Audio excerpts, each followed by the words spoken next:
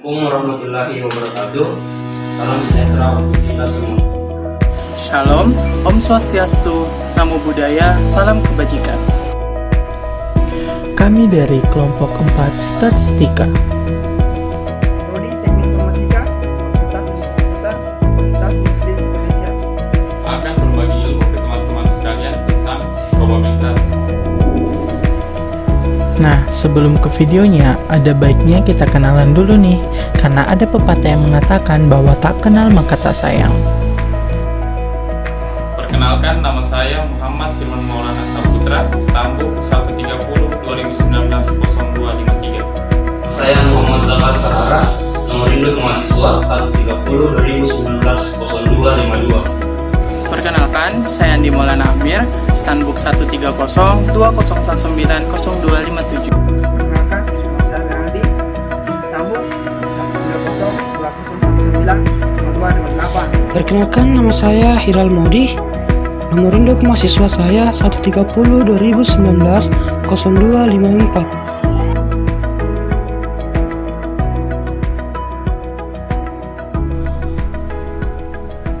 Buat kalian yang sudah tidak sabar dengan videonya, keep on watching. Part 1, yaitu ruang dan titik sampel. Yang pertama, ruang sampel. Ruang sampel adalah himpunan semua kemungkinan hasil yang didapatkan dari suatu percobaan. Ruang sampel biasanya dinyatakan sebagai S. Contohnya, ruang sampel dari dadu adalah angka 1, 2, 3, 4, 5, dan 6. Yang kedua, titik sampel. Titik sampel adalah bagian dari ruang sampel. Contohnya adalah saat kamu melemparkan satu buah dadu, salah satu kemungkinan angka yang akan keluar adalah 4. Berikut adalah contoh dari ruang sampel dan titik sampel. Soalnya adalah dari seperangkat kartu bridge akan diambil satu kartu secara acak. Tentukan ruang sampel percobaan tersebut. Pembahasan: dalam seperangkat kartu bridge ada 4 jenis kartu, yaitu hati, skop, wajik, dan keriting. Masing-masing kartu terdiri atas 13 kartu, yaitu as sampai king. Dengan demikian, ruang sampelnya adalah 4 kali 13 sama dengan 52 kartu. Part 2, kejadian pada ruang sampel. Halo kawan-kawan, saya Hilal Maudi. Di sini saya akan menjelaskan materi mengenai kejadian pada ruang sampel. Apa itu kejadian pada ruang sampel? Kejadian merupakan himpunan bagian dari ruang sampel, sedangkan ruang sampel merupakan himpunan suatu kejadian atau hasil yang mungkin dari percobaan atau kejadian. Notasi pada ruang sampel. Ruang sampel mempunyai notasi yaitu S sama dengan ruang sampel dan S sama dengan banyaknya ruang sampel. Notasi untuk kejadian adalah huruf selain S seperti A, B, C, dan seterusnya. Contoh soal.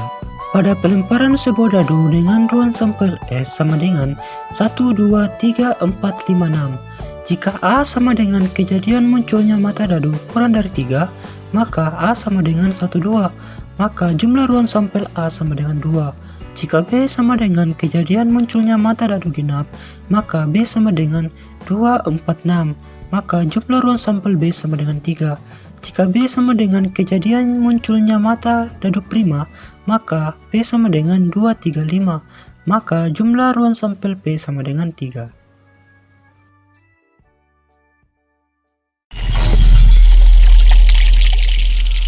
Part 3, peluang. Materi peluang. Pengertian peluang. Peluang adalah besarnya probabilitas atau kemungkinan berlangsungnya suatu kejadian. Konsep peluang ini tidak hanya diterapkan pada hal-hal yang bersifat sederhana seperti permainan dadu, melainkan pada hal yang lebih kompleks seperti investasi, ramalan cuaca, asuransi, dan lainnya.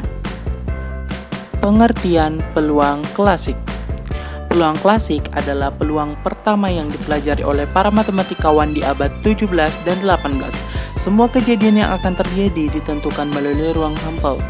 Pada peluang jenis ini, semua kejadian yang diasumsikan memiliki peluang yang sama untuk terjadi. Misalnya kamu mengambil satu kartu bridge. Masing-masing kartu bridge yang kamu ambil memiliki peluang yang sama, yaitu 1/52. Untuk menentukan peluang kejadian A, kamu harus membandingkan antara banyaknya kejadian A dan banyaknya keluaran pada ruang sampel. Secara matematis, kejadian A ditulis sebagai berikut. PA sama dengan NA per NS. Dengan NA adalah banyaknya anggota himpunan kejadian A dan NS banyak anggota dalam himpunan ruang sampel S.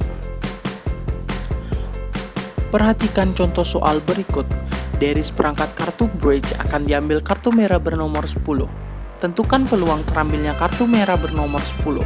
Seperangkat kartu bridge terdiri dari 52 kartu. Banyaknya ruang sampel percobaan tersebut atau NS sama dengan 52. Terambilnya kartu merah bernomor 10 menunjukkan NA sama dengan 2. Nah, bisa diperhatikan bahwa teori peluang klasik yang diperoleh atau PA sama dengan NA per NS adalah 2/52. Kita sederhanakan menjadi 1/26. Jadi peluang terambilnya kartu merah bernomor 10 adalah 1/26.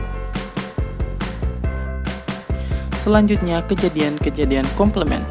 Konsep penting lainnya yang harus kamu pelajari di materi peluang ini adalah kejadian yang saling berkomplement.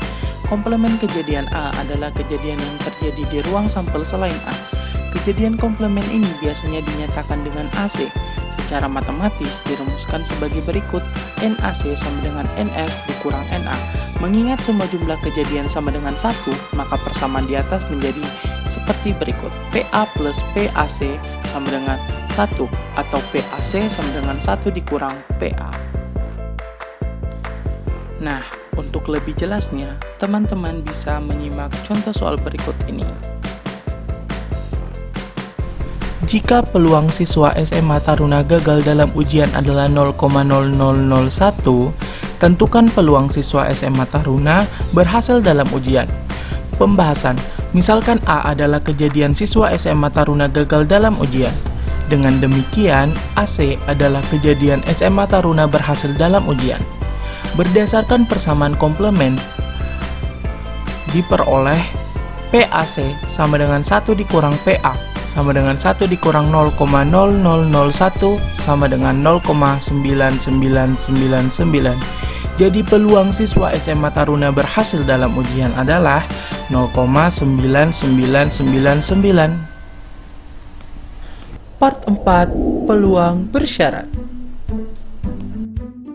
Peluang bersyarat. Peluang suatu kejadian A bila diketahui bahwa suatu kejadian lain B telah terjadi disebut sebagai peluang bersyarat dan dilambangkan Sebagai berikut. dan dibaca peluang terjadinya A bila kejadian B diketahui. Definisi. Peluang bersyarat A bila B diketahui dilambangkan dengan PA syarat B. dan didefinisikan sebagai PA syarat B sama dengan PA irisan B per PB. contoh. Bila ruang sampel S terdiri dari lulusan sarjana matematika di Provinsi Jawa Timur, suatu pengkategorian disusun berdasarkan gender dan melanjutkan ke pascasarjana atau tidak. Laki-laki yang melanjutkan ke pascasarjana ada 450 orang, dan yang tidak melanjutkan ke pascasarjana ada 50 orang, dan perempuan yang melanjutkan ke pascasarjana ada 150 orang, dan yang tidak melanjutkan ke pascasarjana ada 250 orang. Misalkan diberikan notasi kejadian sebagai berikut. L. Kejadian yang terpilih laki-laki. K. Kejadian yang terpilih adalah orang yang melanjutkan ke pascasarjana. Misalkan akan diambil secara acak individu dari populasi di atas, sehingga apabila akan dihitung peluang suatu kejadian yang terpilih adalah laki-laki dengan syarat bahwa yang terpilih adalah yang melanjutkan ke pascasarjana, maka akan didapat PL syarat K sama dengan 450 per 600 sama dengan 3/4. Dengan memakai definisi peluang bersyarat, PL syarat K sama dengan NK irisan L per NK sama dengan NK irisan L per NS per NK per NS sama dengan PK irisan L per PK Nilai dari PK irisan L dan PK dihitung dari ruang sampel S. PK sama dengan 600 per 900 sama dengan 2/3, dan PK irisan L sama dengan 450 per 900 sama dengan 1/2. Dengan demikian PL syarat K sama dengan 1/2 per 2/3 sama dengan 3/4, sama dengan nilai yang telah diperoleh sebelumnya. Part 5. Teorema Bayes. Halo kawan-kawan, perkenalkan nama saya Muhammad Zafar Sahara. Di sini saya akan menjelaskan materi mengenai teorema Bayes. Sebelum kita melangkah lebih jauh mengenai teorema Bayes, kita harus mengenal siapa menemukan teorema Bayes. Teorema Bayes dikemukakan oleh seorang pendeta Presbyterian Inggris pada tahun 1763 yang bernama Thomas Bayes. Selanjutnya kita harus mengetahui apa sih itu teorema Bayes. Teorema Bayes adalah teorema yang menerangkan hubungan antara probabilitas terjadinya peristiwa A dengan syarat peristiwa B telah terjadi, dan probabilitas terjadinya peristiwa B dengan syarat peristiwa A telah terjadi. Rumus teorema Bayes. Teorema Bayes mempunyai rumus yaitu PAB sama dengan PA dikali PBA per PB, di mana seberapa sering terjadi A setelah B terjadi ditulis PAB, seberapa sering terjadi B setelah A terjadi ditulis PBA. Seberapa besar kemungkinan A adalah benar ditulis PA, seberapa besar kemungkinan B adalah benar ditulis PB. Katakanlah P api berarti seberapa sering kita melihat api, dan P asap berarti seberapa sering kita melihat asap. Nah, maka P api asap berarti seberapa sering ada api ketika kita melihat asap, dan P asap api berarti seberapa sering kita melihat asap ketika ada api. Selanjutnya kita memasuki contoh soal. Kebakaran berbahaya karena ada api jarang terjadi, hanya 1%. Misal lagi memasak, munculnya asap cukup umum terjadi 10%. Misal ada orang lagi memanggang ikan atau membakar sampah dan lain-lain. Kebakaran berbahaya menghasilkan asap itu 90%. Ditanyakan, kita dapat menghitung api berbahaya ketika ada asap. Yang ditanyakan di sini ada api ketika kita melihat asap, berarti yang ditanyakan P api asap. P api asap sama dengan P api dikali P asap api per P asap, di mana P api atau kemungkinan ada api itu 1% dikali P asap api atau asap ada ketika kita melihat api itu 90%, dan P asap atau asap ada itu hanya 10%. Maka setelah kita menguraikan, hasilnya itu 9%. Artinya api ada ketika kita melihat asap itu kecil kemungkinannya hanya 9%. Itulah tadi hasil penjelasan saya mengenai teorema Bayes. Terima kasih. Nah, itu tadi video pembahasan tentang probabilitas. Jika ada kesalahan harap dimaklumi. Kami di sini tidak berniat untuk menggurui teman-teman sekalian, tapi kami di sini berniat untuk sharing ke teman-teman sekalian. Dan jangan lupa like, komen, dan share video ini ke teman-teman kalian agar lebih banyak lagi yang mengetahui tentang konsep probabilitas.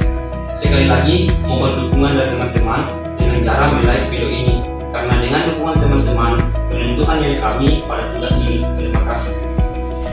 Terima kasih telah menonton, semoga bermanfaat dan sampai jumpa di video berikutnya.